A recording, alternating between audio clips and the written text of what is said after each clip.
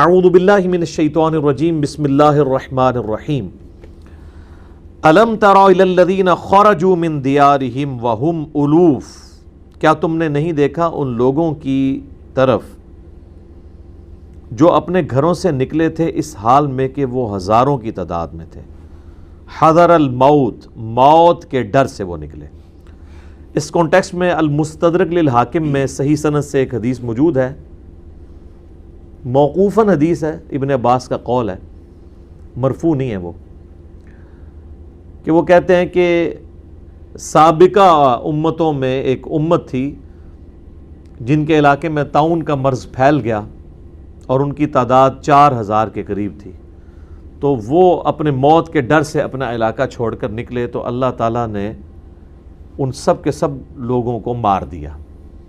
جس طرح ہماری امت کے لیے بھی یہی حکم ہے، بخاری اور مسلم دونوں میں حدیث ہے، نبی صلی اللہ علیہ وآلہ وسلم نے فرمایا کہ اگر تم سنو کہ کسی جگہ پر طاعون یا کوئی اس طریقے سے ایپیڈیمک مرض پھیلا ہوا ہے، وبائی مرض، تو وہاں پر تم مت جاؤ، اور جو وہاں کے لوگ ہیں وہ وہاں سے باہر نہ نکلیں۔ آج آپ دیکھ لیں WHO نے بھی یہ کرونا وائرس کا جو فتنہ آیا ہے اس کے اوپر سیم وہی گائیڈ لائنز کی ہیں، اور ووہان سٹی میں مکمل طور پر چائنا نے لاک ڈاؤن کر کے اس آزمائش کے اوپر قابو پایا۔ پورے چائنا سے انہوں نے اس کو، اتنے بڑے صوبے کو جو ہے وہ کٹ کر دیا، اور آپ دیکھ لیں انہوں نے اتنے بڑے اس جدید دور کے اندر اتنی بڑی آزمائش کو کس طریقے سے ہینڈل کیا۔ تو نبی علیہ السلام فرمایا کہ وہ علاقہ چھوڑ کر باہر نہ نکلو، اگر تمہیں موت آ گئی تو تم شہید لکھے جاؤ گے، اور کافر پر جب موت آئے گی طاعون کی شکل میں تو وہ اس پہ عذاب ہوگا، مسلمان پہ موت آئے گی تو وہ شہید ہوگا۔ بس آپ اسی حدیث کی بنیاد پہ ایکسٹراپولیٹ کر سکتے ہیں، اجتہاد کر سکتے ہیں، باقی تمام وبائی امراض پہ، چاہے وہ ایپیڈیمک ہوں یا پینڈیمک ہوں، جس طرح بھی کرونا تو پینڈیمک ہے، پوری دنیا میں پھیل گیا عالمی سطح کے اوپر۔ تو ظاہر ہے کہ یہ اگر شریعت محمدیہ صلی اللہ علیہ وآلہ وسلم میں یہ حکم ہے تو اگلی شریعتوں میں بھی یقیناً یہ حکم تھا، لیکن موت کے ڈر سے وہ لوگ نکلے، حالانکہ انہیں اس جگہ سے نہیں نکلنا چاہیے تھا، تو اللہ تعالیٰ نے سزا کے طور پہ ان سب کو مار دیا۔ پھر وہاں سے کوئی پیغمبر گزرے اور ان کی دعا کی برکت سے دوبارہ انہیں زندگی ملی۔ ایک تشریح تو اس کی یہ کی گئی ہے، جو مرفوع حدیث کی روشنی میں تو نہیں ہے، ابن عباس کا قول ہے۔ اب یہ چیز کنفرم نہیں ہے کہ ابن عباس نے جو یہ بات کی ہے یہ اسرائیلی روایت انہوں نے کوئی بیان کی ہے یا نبی علیہ السلام کے ریفرنس سے بیان کی ہے۔ صحابہ کرام کے جو اقوال ہوتے ہیں تو ان کو اس طریقے سے بھی دیکھنے کی ضرورت ہوتی ہے، خصوصاً قرآن کی تفسیر کے اوپر، کیونکہ بنی اسرائیل کے واقعات بھی بیان کر دیا کرتے تھے، تو اس کی اتھینٹسٹی چیلنج بھی ہو سکتی ہے۔ ہمارے جو جدید مفسرین ہیں نا، مولانا مودودی رحمہ اللہ تعالیٰ اور چند اور لوگ، ان کا موقف یہ ہے، انکلوڈنگ ڈاکٹر اسرار صاحب رحمہ اللہ تعالیٰ، کہ یہ بنی اسرائیل کی طرف ہی اشارہ ہے، اور یہاں موت سے مراد ان کی فزیکل موت نہیں ہے بلکہ کسی قوم کا مر جانا ہے، اور یہ واقعی فٹ ان بیٹھتا ہے۔ اگر آپ اگلے طالوت اور جالوت کی جنگ کے ساتھ دیکھیں، آپ کو پتا ہے کہ 1400 قبل مسیح، یعنی حضرت عیسیٰ علیہ السلام سے 1400 سال پہلے، اور ہمارے نبی صلی اللہ علیہ وآلہ وسلم سے 2000 سال پہلے، موسیٰ علیہ السلام بنی اسرائیل کو لے کر فرعونیوں سے نجات دلا کر نکلے تھے، اور جب انہوں نے وہ سمندر کی جھیل کو کراس کیا، وہ کئی ایک سمندری جھیلیں تھیں سرائے سینا میں، جن کو بعد میں جوڑ کے جو ہے وہ نہر سوئز بنا لی گئی، تو کسی ایک جھیل کو کراس کیا، اور اس کے بعد جب وہ اس طرف آئے تو پھر اللہ تعالیٰ نے وحی کے ذریعے ان کو بتایا کہ اب تو قتال کرو، تو تب تمہیں تمہارا آبائی مسکن شام ملے گا۔ وہ سورۃ المائدہ میں آئے گا، سوائے 2 لوگوں کے، یوشع ابن نون اور دوسرے سیدنا ہارون علیہ السلام، بس یہ 2 بندے حضرت موسیٰ علیہ السلام کے ساتھ کھڑے ہوئے قتال اور جہاد کے لیے۔ باقی پوری قوم نے کہا کہ تم اور تمہارا رب جا کے لڑے، وہ تو بڑی سخت گیر قوم ہے، ہم جہاد اور قتال ان کے ساتھ نہیں کر سکتے. یہ سورۃ المائدہ میں آ جائے گا. تو پھر حضرت موسیٰ علیہ السلام کو اتنا غصہ آیا کہ انہوں نے بد دعا کر دی ان کے لیے. بد دعا کہہ لیں، یہ دعائے ضرر کہہ دیں. تو اللہ تعالیٰ فرماتا ہے 40 سال پھر وہ بھٹکتے رہے صحرائے سینا میں، ان کو راستہ نہیں ملا. ان 40 سالوں میں وہ جو بزدل بنی اسرائیل تھے وہ ایک ایک کر کے، بزرگ بابے آپ کو پتہ ہے بزدل ہی ہوتے ہیں، وہ مر گئے. اور جو وہاں صحرا میں جو ان کے بچے پیدا ہوئے وہ جوانی کی عمر کو پہنچے تو وہ اس ٹف ماحول کے عادی تھے. انہوں نے پھر وقت کے پیغمبر سے ریکویسٹ کی، اور اس وقت کے پیغمبر جو ہیں وہ حضرت یوشع ابن نون تھے. جوشوا انگلش میں کہتے ہیں. انہی 40 سالوں میں پہلے حضرت ہارون علیہ السلام فوت ہوئے اور اس کے بعد حضرت موسیٰ علیہ السلام، اور وہ اسی صحرا میں دفن ہوئے. کوئی ان کا مزار نہیں ہے سر، کوئی عرس نہیں لگتا، گمنامی کی قبر ہے. صرف صحیح مسلم میں آتا ہے کہ میں نے شب معراج موسیٰ علیہ السلام کو اپنی قبر میں نماز پڑھتے ہوئے دیکھا. اگر میں آج گزروں تو میں تمہیں سرخ ٹیلے کے پاس ان کی قبر بتا سکتا ہوں کہ کس جگہ پہ ہے، اور رسول اللہ ہی بتا سکتے ہیں کیونکہ وہ تو گمنامی میں قبر تھی.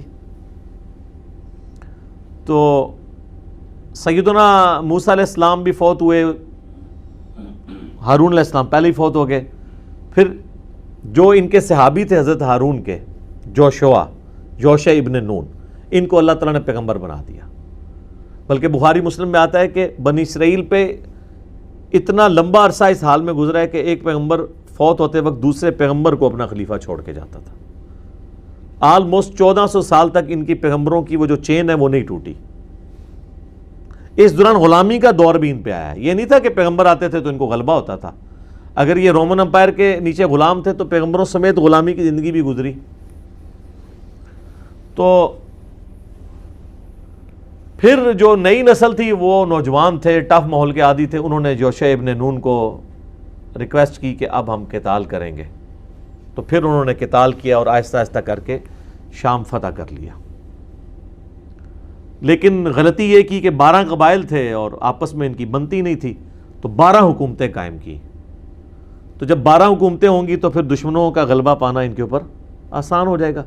تو آہستہ آہستہ کر کے ایک ایک حکومت ختم کی. پھر دوبارہ سے قبضہ ہو گیا شام کے اوپر کافروں کا.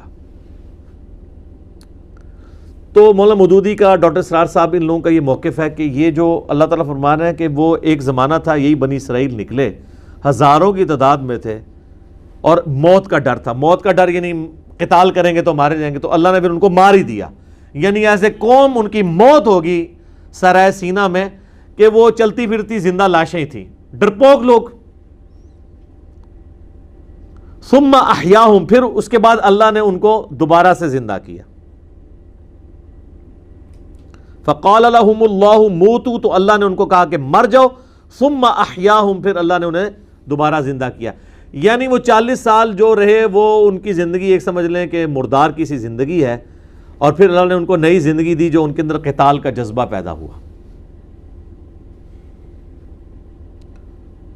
تو یہ معنی بھی اس اعتبار سے لیا گیا کہ پھر انہوں نے وہ فتح کیا. لیکن وہ میں نے بتایا وہ فتح کیا، پھر کافی عرصہ چلا، پھر دوبارہ سے ہوا. اب یہ جو اگلا طالوت اور جالوت کی جنگ والا واقعہ آ رہا ہے وہ ان کی نشت ثانی ہے. پہلا عروج ان کو جو ہے نا وہ اس وقت ملا جوشوا ابن نون کے ذریعے، اور بعد میں پھر دوسرا یہ والا ہے.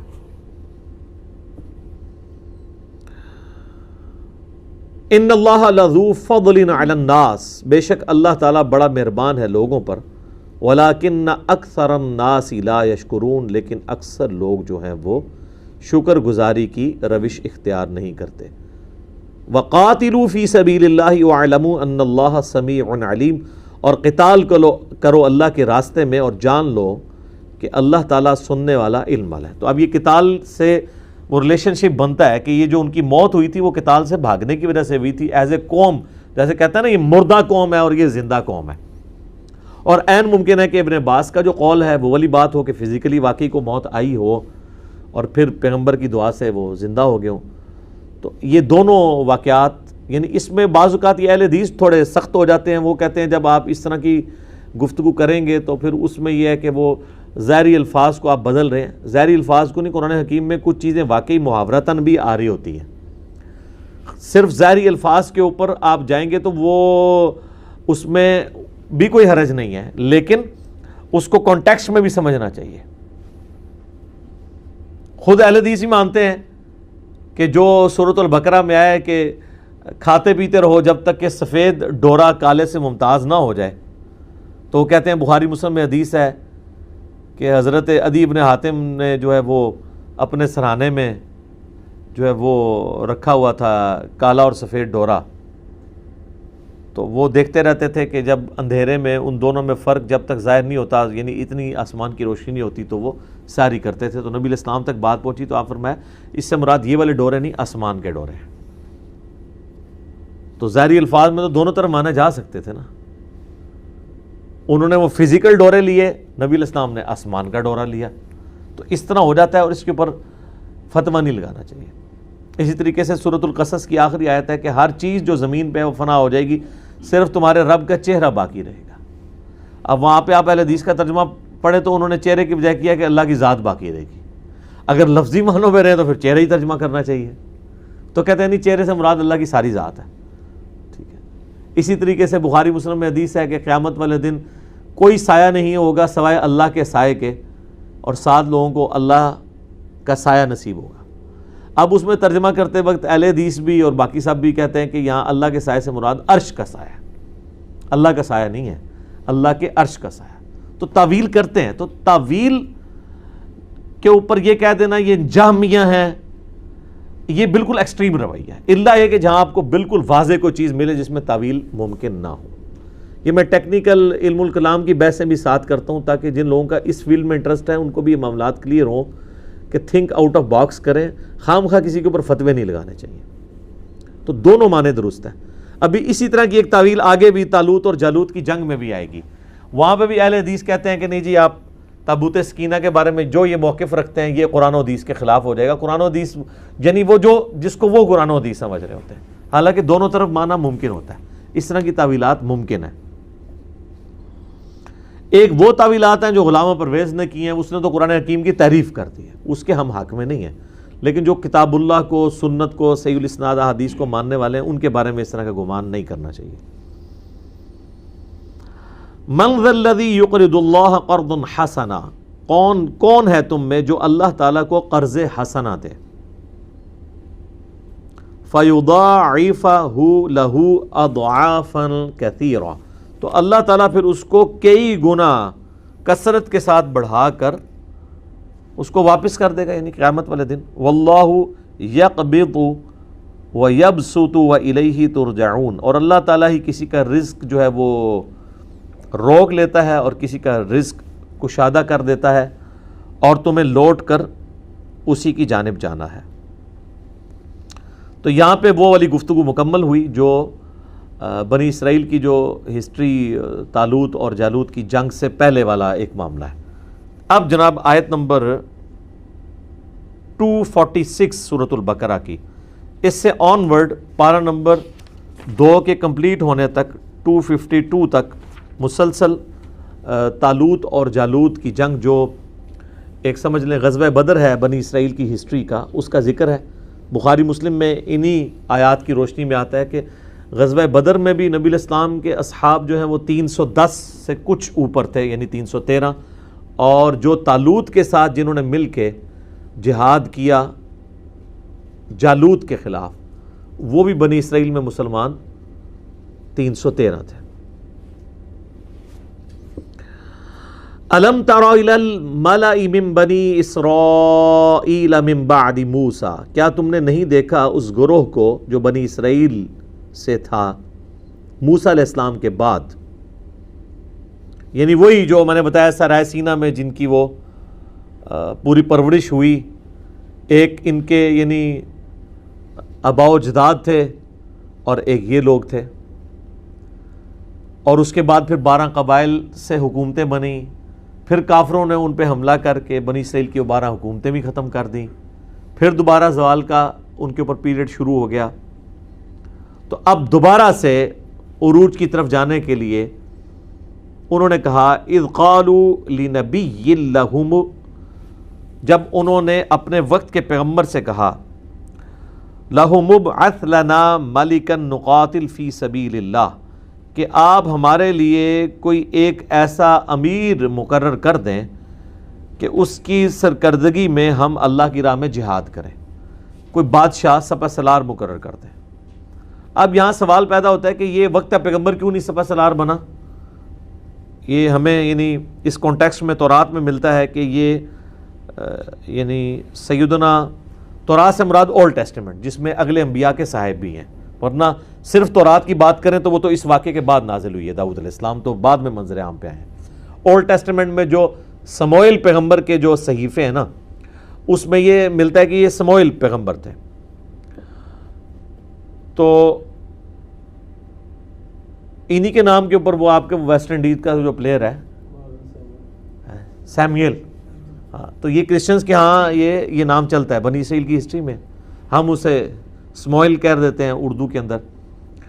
تو وہ جو سموئیل پیغمبر تھے وہ کافی بوڑھے ہو چکے تھے، تو ان کو کہا گیا کہ آپ کوئی مقرر کریں۔ ہمارے نبی علیہ السلام کے کیس میں بھی آپ دیکھیں، آپ علیہ السلام تو چند ایک میدان جنگ میں سامنے آئے نا، ادروائز آپ علیہ السلام خود تلوار لے کے تو میدان جنگ میں نہیں آتے تھے۔ صحابہ کرام تو یہ رسک نہیں لیتے تھے کہ آپ صلی اللہ علیہ وآلہ وسلم کو فرنٹ پہ لے کے آئیں، وہ تو آخری وقت تک، ایون غزوہ بدر کے موقع پہ بھی آپ کا خیمہ تو پیچھے لگا ہوا تھا، وہ تو احد کے اندر بھاگدڑ مچ گئی تو کافر نبی علیہ السلام تک پہنچے، وہ ایک ایکسیپشنل کیس تھا۔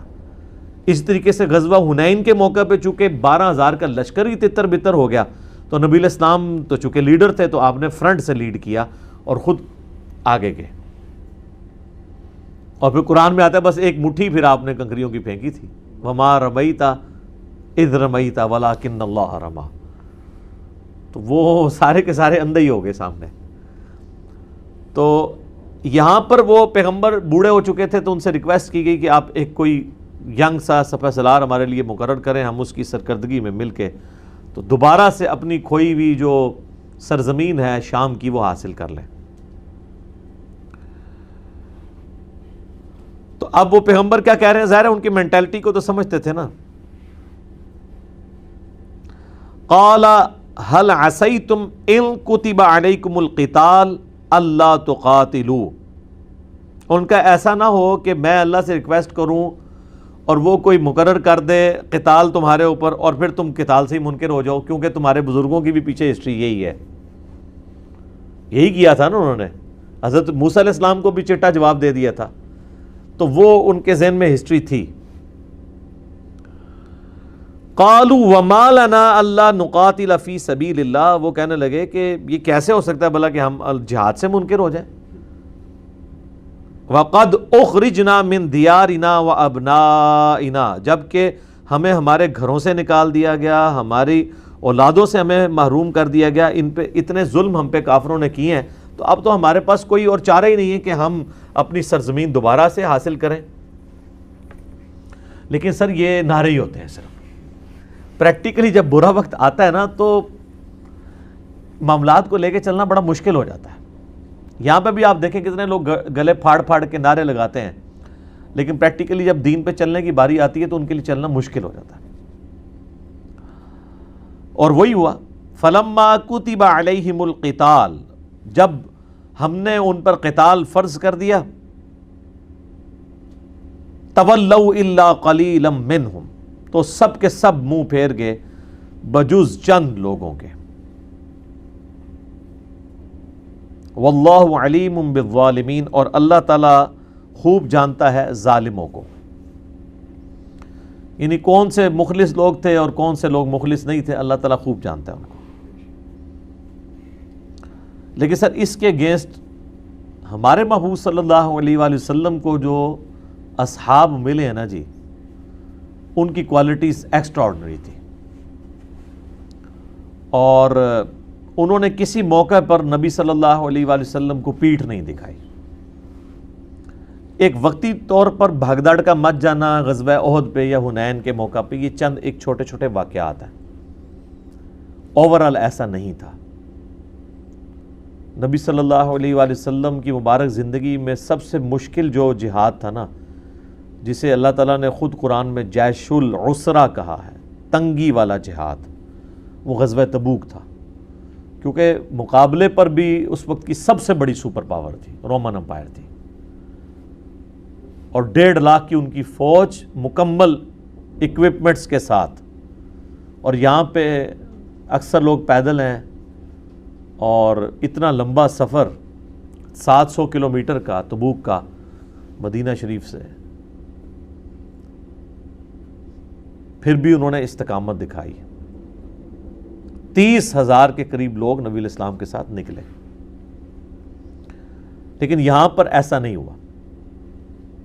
آپ دیکھیں کہ غزوہ بدر جب نبی الاسلام کے کیس میں ہوا ہے تو وہاں پہ بھی آپ علیہ السلام نے جب مشورہ کیا ہے تو صحابہ کرام نے یہی کہا تھا کہ ہم موسیٰ کے اصحاب نہیں ہیں کہ ہم آپ کو پیٹھ دکھا دیں گے، ہم آپ کے آگے سے لڑیں گے، دائیں سے بائیں سے، یہاں تک کہ ہم قتل ہو جائیں، ہم اپنے دشمنوں کو آپ علیہ السلام کے قریب تک نہیں آنے دیں گے۔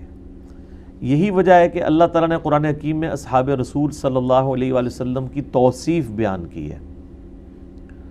محمد الرسول اللہ والذین معہ اشداء علی الکفار رحماء بینہم، اور پھر آگے اللہ تعالیٰ نے فرمایا کہ ان کی یہ خصوصیات کا ذکر ہم نے تورات اور انجیل میں بھی کیا تھا کہ بڑے کمیٹڈ لوگ آپ علیہ السلام کو ملیں گے، کیونکہ آپ علیہ السلام کو اللہ تعالیٰ نے قتال کے ساتھ، تلوار کے ساتھ مبعوث کیا تھا۔ آپ سے کام بہت غیر معمولی لینا تھا، غلبہ دین کروانا تھا، اور رومن اور پرشین امپائر کو اکھڑوانا تھا۔ اس کے لیے چیز ضروری تھی کہ آپ کے ساتھ ایسے لوگ ہوں جو قتال سے بھاگے نہیں، جان لوٹانے سے ڈرے نہ، دلیری کے ساتھ وہ اپنی جانیں جو ہیں وہ اللہ کے حضور پیش کرنے کے لیے تیار ہو جائیں۔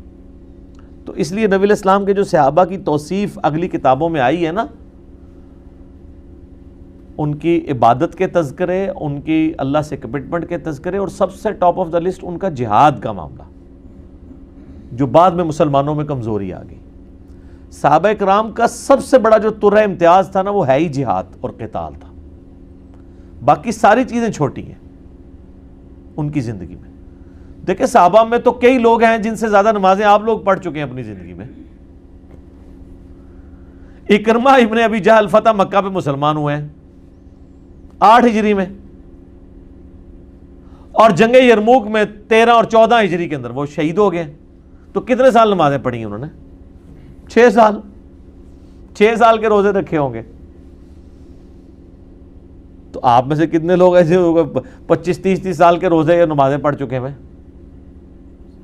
ان کی زندگی میں جو ڈومیننٹ پہلو تھا نا، وہ یہ تھا کمٹمنٹ فار گاڈ، جان ہتھیلی میں، اور اس وقت سب سے زیادہ ضرورت بھی اسی چیز کی تھی۔ جس طرح میں کہتا ہوں کہ اس وقت سب سے زیادہ ضرورت جو ہے وہ ہے جہاد بن نفس کی، کہ اپنے نفس کو اللہ کی اطاعت میں لگایا جائے، بے حیائی سے اور حرام کاریوں سے اپنے آپ کو بچایا جائے۔ یہ بہت بڑا فتنہ ہے اس وقت، میڈیا کی وجہ سے بچنا ان چیزوں سے۔ اس وقت قتال کی ازمائش سب سے بڑی ازمائش تھی، اور صحابہ اس میں پورے اترے۔ وقال لهم نبيهم ان اللہ قد بعث لكم طالوت ملکا۔ تو جناب دعا تو خود کروائی تھی، تو پھر اللہ نے اپنے وقت کے پیغمبر کو وحی کی، تو وہ ان کے نبی نے ان سے کہا کہ بے شک اللہ تعالیٰ نے طالوت کو تمہارا بادشاہ، تمہارا سپہ سالار مقرر کیا ہے۔ اچھا، اب انہی آیات کے روشنی میں نا، جو صلاح الدین یوسف صاحب ہیں نا، جنہوں نے احسن البیان لکھی ہے، جو سعودی عرب سے مفت ترجمہ دیا جاتا ہے، آپ کو پتہ یہ سارے لوگ بنی امیہ کے یعنی خدمت گار ہیں، تو وہ کوئی موقع جانے نہیں دیتے قرآن حکیم میں بھی بنو امیہ کو ثابت کرنے کا۔ یہاں سے ان کے دماغ میں شیطان نے ایک وسوسہ ڈالا، وہ انہوں نے تفسیر میں لکھ دیا۔ انہوں نے کہا کہ یہ جو طالوت اور جالوت کے کیس میں جو طالوت کو اللہ تعالیٰ نے بادشاہ مقرر کیا، تو اس سے ملوکیت ثابت ہو جاتی ہے کہ ملوکیت بھی اللہ تعالیٰ کو پسند ہے۔ یعنی یہ ملوکیت یہاں اپنے لغت کے معنوں میں آئی ہے، اصطلاح کے معنوں میں نہیں۔ لغت کے معنوں میں دیکھیں تو نبی صلی اللہ علیہ وآلہ وسلم بھی ملک تو تھے، بادشاہ تھے نا، امیر المجاہدین بھی تھے، اور امام الموحدین بھی تھے۔ لیکن جب ہم اصطلاح میں بات کرتے ہیں نا، خلافت راشدہ یا علی منہاج النبوہ، ان معنوں میں تو معاذ اللہ استغفر اللہ، نہ نبی علیہ السلام ملک تھے، نہ سیدنا ابو بکر، عمر، عثمان و علی رضی اللہ عنہم اجمعین وعلیہم السلام اجمعین وہ ملک تھے۔ ان معنوں میں تو معاذ اللہ ان کو گالی دینا ہے۔ اگر آپ اصطلاح کے معنوں میں ملوکیت لیں گے، اگر آپ لغت کے معنوں میں لیں گے، اس سے مراد حکمرانی ہے، وہ تو اللہ بھی بادشاہ ہے۔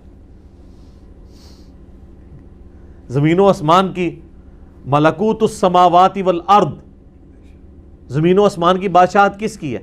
اللہ کی۔ لیکن یہاں وہ اصطلاح والی ملوکیت کا لفظ نہیں استعمال ہو رہا ہوتا، بلکہ یہاں پہ لغت کے معنوں میں۔ تو لغت اور اصطلاح کا تو فرق ہے۔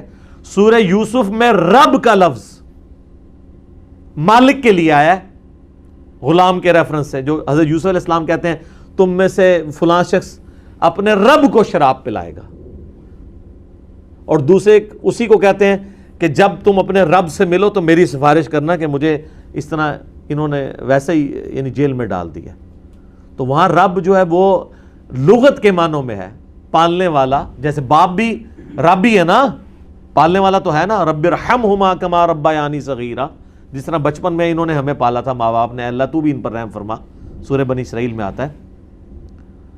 تو یہاں پہ لغت کے معنوں میں رب آیا ہے۔ اصطلاح کے معنوں میں اگر رب کی بات کریں گے تو وہ پھر رب وہ ہے الحمدللہ رب العالمین، ٹھیک ہے۔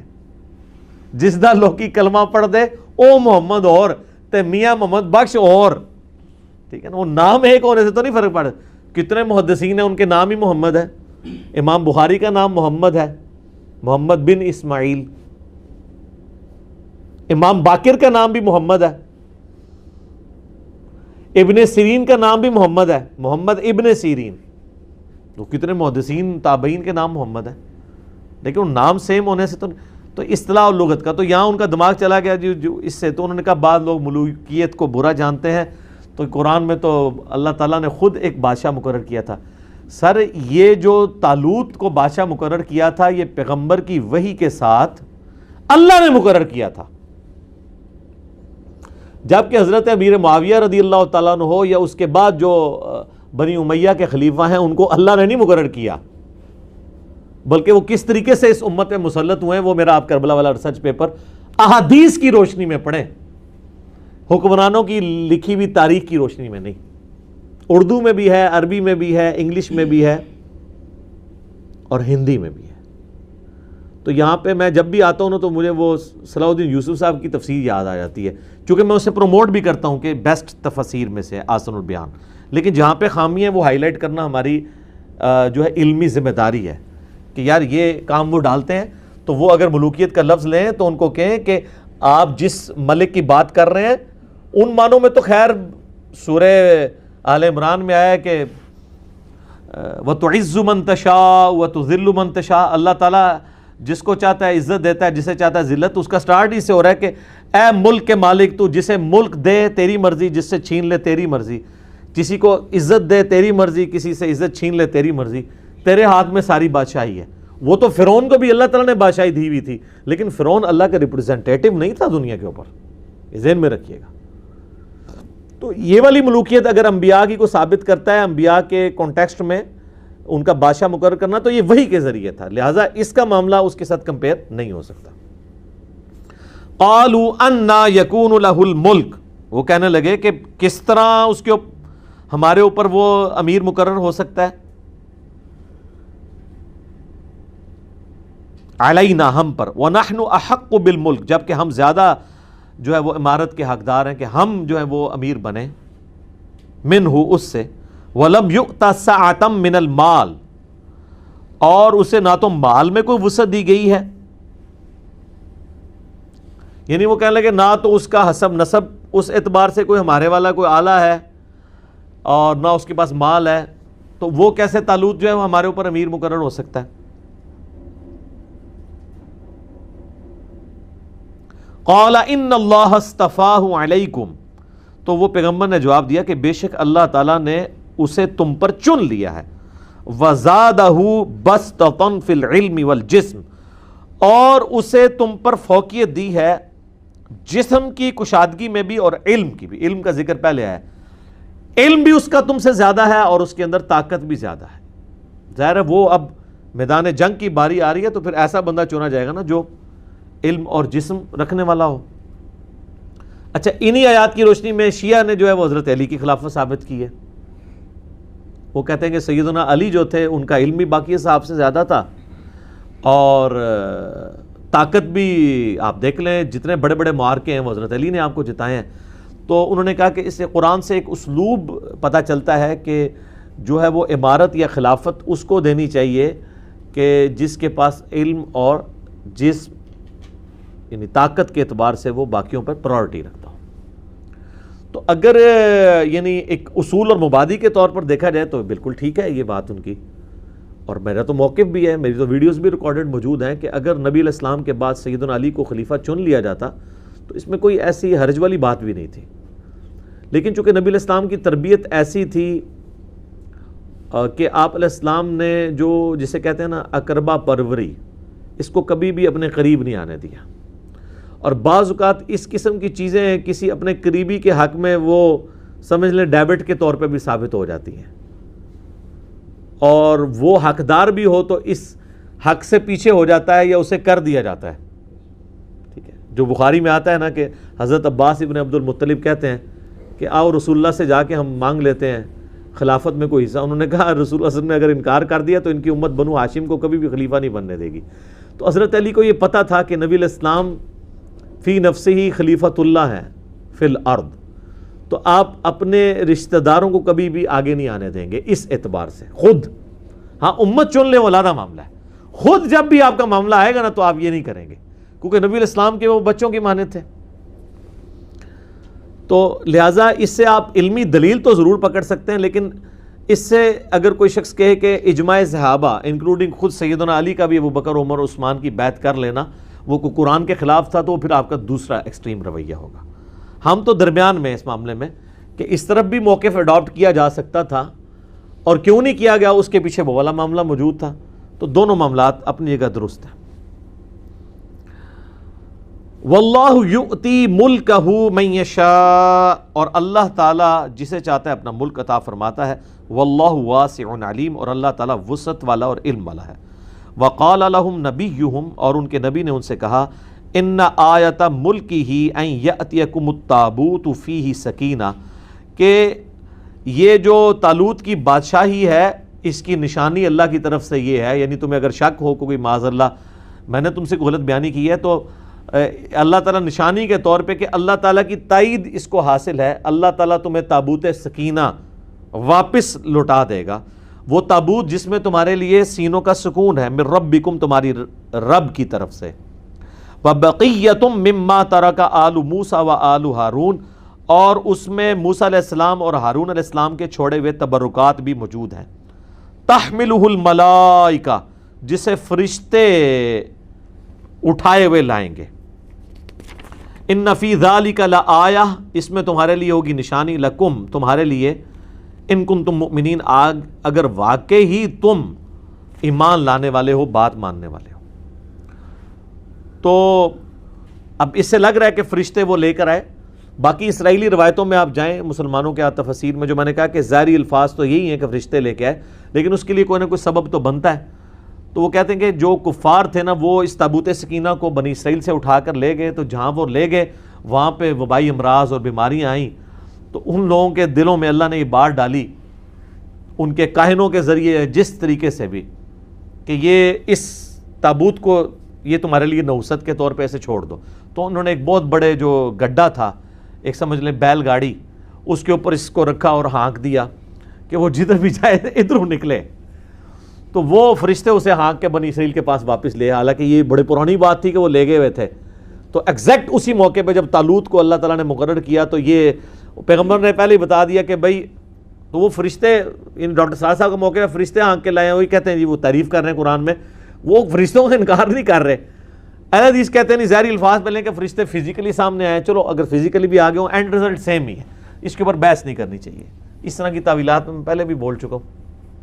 بہرحال وہ لے کر آگے، اس میں کیا تھا، حضرت موسیٰ علیہ السلام کا عصا تھا، جو آج کل یہ پھر دوبارہ سے کہہ رہے ہیں ہم، یعنی بیت المقدس کی توسیع کے اعتبار سے وہ کہہ رہے ہیں اس میں نیچے تہخانوں کے اندر تابوت سکینہ موجود ہے۔ تابوت سکینہ پہ میرا الگ سے ایک کلپ ریکارڈڈ ہے, آلموسٹ 5 لاکھ کے قریب یوٹیوب پہ لوگ دیکھ چکے ہیں. آپ تابوت سکینہ لکھیں یوٹیوب کے اوپر, وہ ویڈیو کھل جائے گی. آج میں اتنی ڈیٹیل میں نہیں جاؤں گا, بس موٹی موٹی بات کر رہا ہوں. تو اس میں عصا موسوی تھا, وہ آج اگر یہودی حاصل بھی کر لیں تو وہ کچھ کر تو نہیں سکتے, وہ حضرت موسیٰ کے ہاتھ میں ہی تھا معجزہ. حضرت موسیٰ علیہ السلام کی جبہ مبارک, آپ کی مبارک جوتیاں, اور ایک بوٹل کے اندر جو من ان کے اوپر, من و سلوا, سلوا تو وہ پرندے تھے نا جو وہ رات کے وقت شبنم کے قطرے نازل ہوتے تھے وہ جو ریگستان میں, اور وہ پھر میٹھی میٹھی بوندیاں یا وہ شکر کی گولیاں بن جاتی تھیں. وہ چند ایک تبرکات بزرگوں کے وہ چلتے آ رہے تھے, یعنی یہ وہ اصل والے تبرکات نبیوں والے, تو وہ اس کے اندر موجود تھے. اور بنی اسرائیل کا یہ عقیدہ تھا کہ جس جنگ میں ہمارے پاس اگر یہ ہوگا تو ہمیں فتح نصیب ہو جائے گی. لیکن دیکھ لیں وہ آ بھی گئے, پھر بھی لڑنے کے لیے تھوڑے لوگ ہی گئے ہیں.